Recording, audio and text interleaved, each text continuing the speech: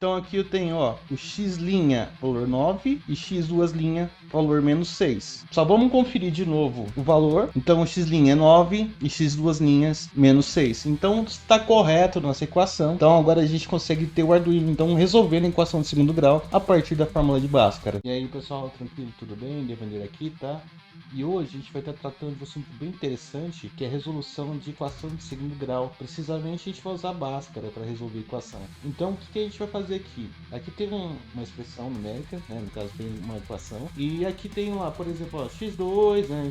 X ao quadrado, menos 3x, menos 54. Tá, cada um deles representa um valor a partir da fórmula de Bhaskara. Por exemplo, assim, aqui especificamente, quando não tem nada, é 1. E aqui, né, no quadrado, aqui no caso, seria referente ao valor de A. Então, A igual a 1. O B, aqui tem o menos 3x, né? Então aqui o B recebe valor menos 3. O C é menos 54, por quê? Aqui equivalente ao C da fórmula de Bhaskara. Então a primeira coisa que a gente precisa fazer é achar o valor de delta. E delta é bem simples, porque seria B ao quadrado menos 4 vezes A vezes C, certo? Aqui tem a resolução, que dá 225. A gente vai ver isso mais a fundo precisamente, né? Depois que a gente achou delta, a gente tem que jogar isso em x, para achar o valor de x. A fórmula para achar o valor de x seria menos B mais ou menos, ou seja, eu vou ter que dois possíveis resultados. Raiz de delta dividido por 2A, ou seja, 2 vezes A. Então, o x1 ou x',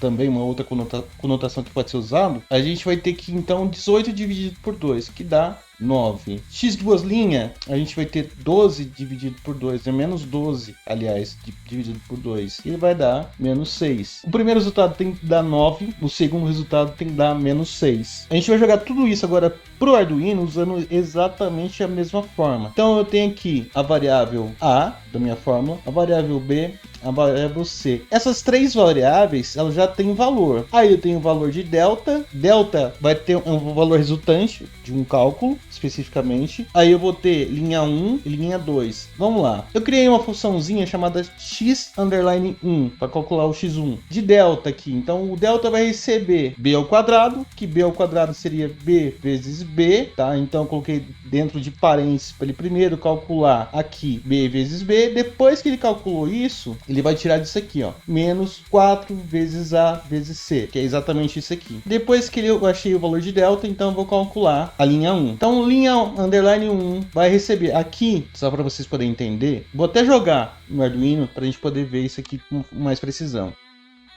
Aqui, esse parênteses aqui, ó, é referente à expressão toda.